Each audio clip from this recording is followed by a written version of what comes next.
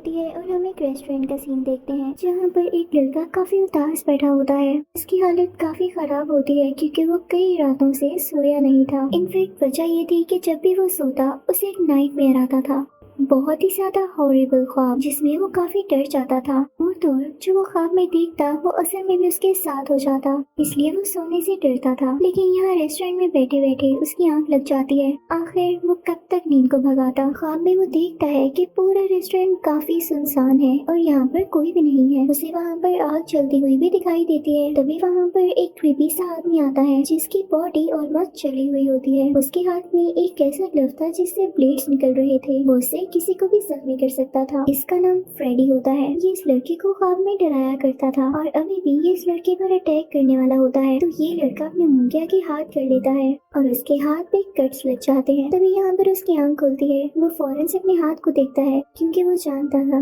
जो ख्वाब में हुआ वो असल में भी हुआ होगा। उसका हाथ यहाँ पे वाकई में कटा होता है और उससे खून आ रहा होता है। वो अपने खून को साफ करने लगता है और तभी वहाँ पर उसकी दोस्त आ जाती है। वो ब्लॉन्ड बालों वाली लड़की होती है। वो अपनी दोस्त को समझाती है ये तुम्हारा वहम भी तो हो सकता है, तुम्हारी इमेजिनेशन भी हो सकती है और कहीं तुम खुद को ही तो जख्मी नहीं कर देते। तो उसका दोस्त उसे बताता है नहीं, मैं तुमसे कह रहा हूँ ना कि जब भी मैं सोता हूँ मुझे बहुत खौफनाक ख्वाब आता है। फ्रेडी मेरे पीछे लगा होता है, ये हाथ भी उसी ने जख्मी किया है। मैं कई रातों से सो नहीं पा रहा। लेकिन उसकी दोस्त उस पे यकीन नहीं कर रही होती। तभी इस लड़की की दोबारा से आंख लग जाती है। उसे ख्वाब में दोबारा से फ्रेडी दिखाई देता है। उसके ख्वाब में फ्रेडी उसे मार रहा होता है। लेकिन रियल वर्ल्ड में जब उस लड़के की दोस्त और वहाँ पर मौजूद एक वेट्रेस जिसका नाम नैन्सी होता है वो ये सब देख रहे होते हैं, तो वो लड़का खुद ही अपना गला काट रहा होता है। उसके हाथ में एक नाइफ होती है जिससे वो अपना गला काट के अपनी जान ले लेता है। अब नैन्सी और वो ब्लॉन्ड बालों वाली लड़की चिल्लाने लगती है। अब अगले दिन इस लड़के का फ्यूनरल होता है।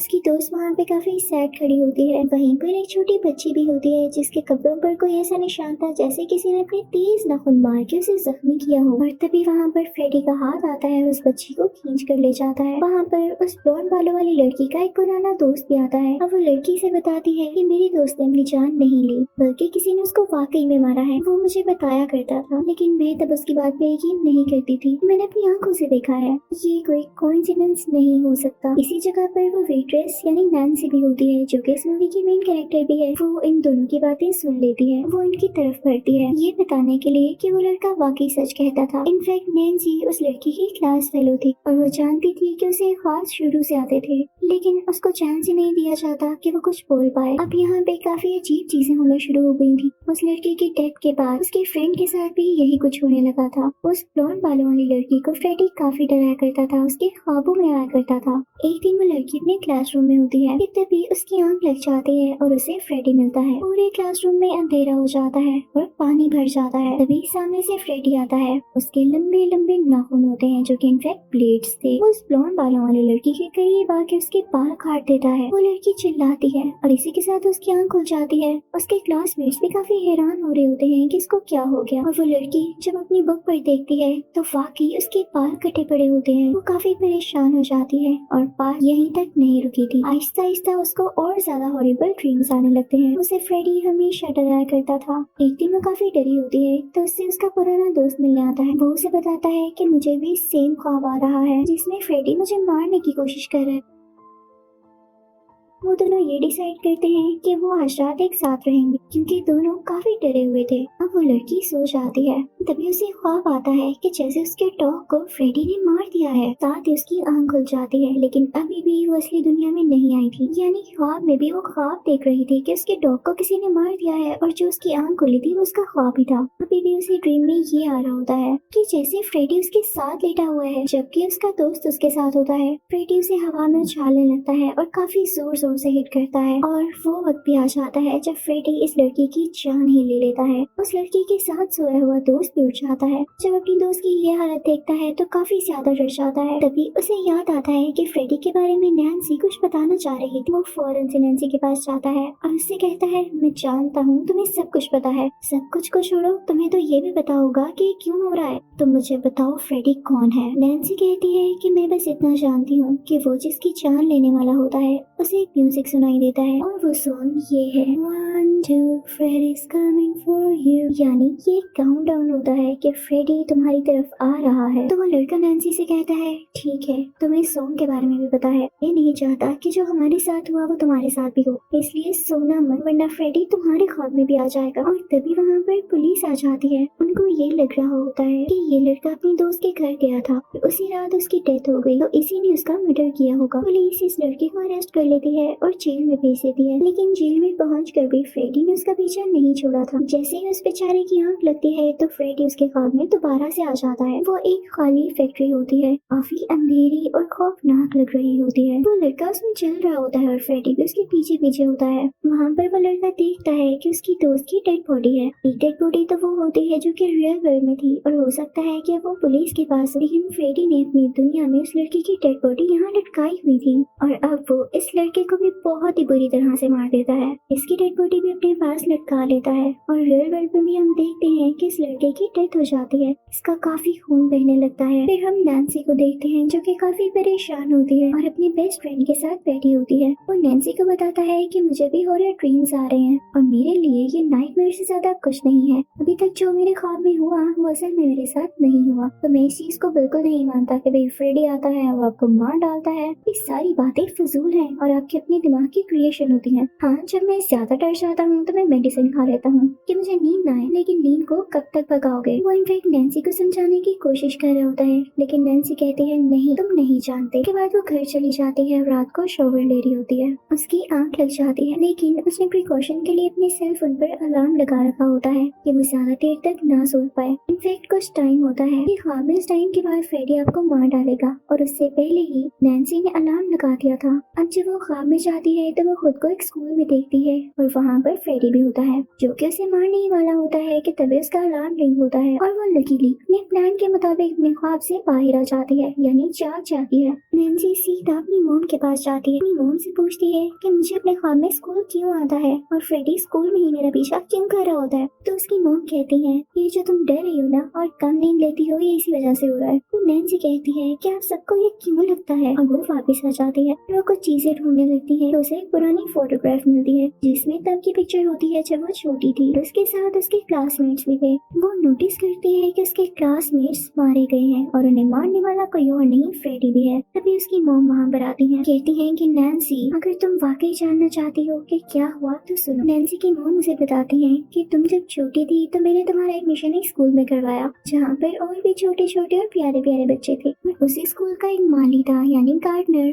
वो तुम सबसे बहुत ज्यादा प्यार किया करता था। लेकिन तभी हम सब पेरेंट्स को कुछ डाउट हुआ कि वो तुम सबसे इतना प्यार क्यों करता है और तभी हम पर रिवील हुआ कि उसके प्लान्स ठीक नहीं थे। तो हम सब ने अपने अपने बच्चों को वहाँ से दूर कर लिया और उसको पकड़ने की कोशिश की। उसका नाम फ्रेड था, उसे लोग प्यार से फ्रेडी भी कहते थे। लेकिन इससे पहले कि हम उसे पकड़ पाते वो वहाँ से दूर चला गया और किसी ने नहीं देखा उसको। तो नैन्सी कहती है कि मॉम कहीं वो बदला तो नहीं ले रहा। ये फोटोग्राफ देखें, इसमें जितने भी लोगों को मैं जानती हूँ जो कि मेरे क्लासमेट्स से वो मारे गए हैं। नैन्सी जब रिसर्च करती है और अपने बाकी दोस्तों से कांटेक्ट करने की कोशिश करती है तो उसे पता चलता है कि वो भी अब नहीं जिंदा रहे और अब जो जिंदा बचे हैं सिर्फ वो और उसका बेस्ट फ्रेंड है जो कि इन सब बातों पे बिलीव नहीं रखता। अब हम नैन्सी के दोस्त को देखते हैं जो कि स्विमिंग कर रहा होता है, लेकिन कई दिन न सोने की वजह से उसकी वहाँ पर ही आंख लग जाती है क्योंकि स्विमिंग पूल ठंडा होता है और उसे काफी मजे की नींद आने लगती है। लेकिन उसे क्या पता था कि अब की बार उसके साथ भी वही होगा जो बाकी लोगों के साथ होता आ रहा था। वो ख्वाब में उसी फैक्ट्री में पहुंच जाता है जहाँ पे हमने उन लोगों की डेड बॉडीज देखी। वो वहाँ भी पानी में होता है और वो देखता है कि काफी ज्यादा लोग फ्रेडी के पीछे लगे हुए हैं। तो फ्रेडी एक फैक्ट्री में आ जाता है,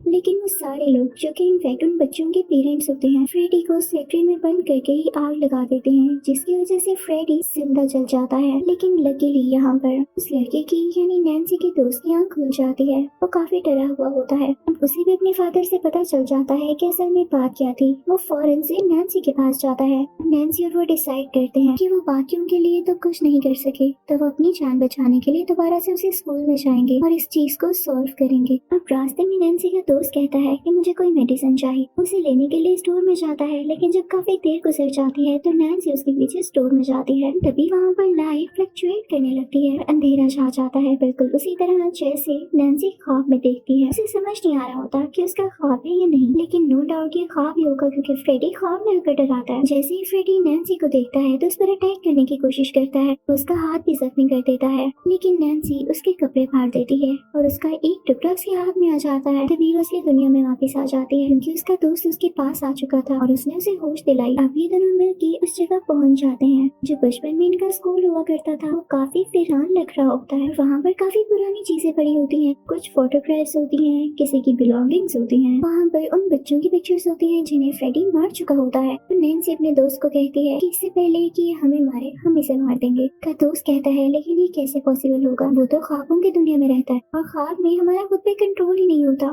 नैन्सी उसे कहती है अगर ख्वाब की दुनिया में उसे मारना इम्पॉसिबल है तो उसे यहाँ पर लाकर मारना तो पॉसिबल है ना। मैं उसके कपड़े का एक टुकड़ा यहाँ लाई तो मैं उसको क्या पूरा नहीं ला सकती। यानी उन लोगों का ये प्लान होता है कि वो फ्रेडी को इस दुनिया में ड्रैग करके ले आएंगे। नैन्सी का दोस्त कहता है कि चलो तुम कुछ देर रेस्ट कर लो, तुम काफी देर से नहीं सोई और मैं तुम्हारे पास बैठता हूँ। अब नैन्सी जैसे ही सोती है तो उसे काफी मीठी नींद आने लगती है और आती भी क्यों ना, अब उसका दोस्त उसके पास बैठ के ख्याल रखने लगता है कि जैसे ये डरने लगे तो मैं इसे जगा दूं, लेकिन वो बेचारा खुद भी थका होता है तो उसकी भी आंख लग जाती है और वो दोबारा से उसी फैक्ट्री में पहुंच जाता है, जहाँ पर फ्रेडी उसके पास आता है और कहता है तुम क्या समझते हो, तुम नैन्सी को बचा लोगे? मेरे से मुकाबला बहुत महंगा पड़ता है। इस लड़के को काफी ज्यादा जख्मी कर देता है, जिससे वो बेचारा वहीं गिर जाता है और फ्रेडी आगे बढ़ता है नैन्सी की तरफ। फ्रेडी उसे डराने लगता है कि देखो ये सब लोग तुम्हें दिख रहे हैं जिनको मैंने मार दिया है, तुम्हें ये लग रहा है कि मैं तुम्हें छोड़ दूंगा, तुम्हें भी मैं इसी तरह मारूंगा। वो नैन्सी को खून में उठाकर फेंकता है और उसे काफी जख्मी करने की कोशिश करता है, लेकिन तभी नैन्सी उसकी आंख में चीज मारती है। लेकिन फ्रेडी कहता है नहीं, मुझे ख्वाब की दुनिया में कुछ नहीं होगा, ये करना तुम्हारे लिए फजूल है, इसलिए चुपचाप मेरी बात सुनो। तो नैन्सी कहती है कि मैं तुम्हें जान से मार दूंगी, इसके लिए मुझे कुछ भी करना पड़ा तो मैं करूंगी। अब फ्रेडी को आ जाता है गुस्सा।